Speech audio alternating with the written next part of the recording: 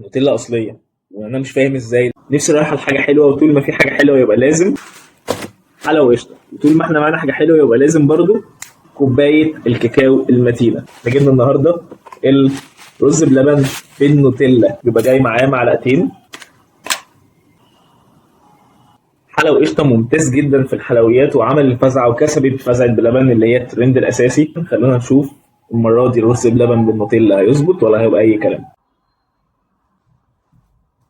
معلقه كبيره من النوتيلا، ولو تفتكروا المره اللي فاتت بنوفرها كانت النوتيلا اصليه لما جبنا العرض الثنائي النوتيلا واللوتس، فالمره دي هتطلع اصليه ولا اي كلام؟ يا جماعه انا مش فاهم ازاي، انا مش فاهم ازاي النوتيلا اصليه، وانا مش فاهم ازاي لان في عرض وفرها كان الطبق الواحد سعره 43 جنيه مع مكسبهم، فهم بيعملوا الطبق ده وبيكسبوا ب 43 جنيه ازاي؟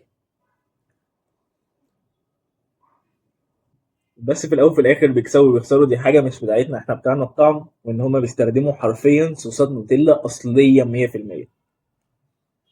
عايز اقول ان طبقه الرز بتاعتهم خفيفه جدا وفوق الامتياز.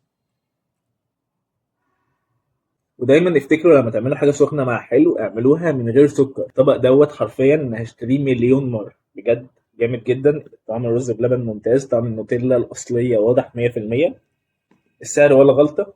حلاوه قشطه استمروا 100%، براند ممتاز.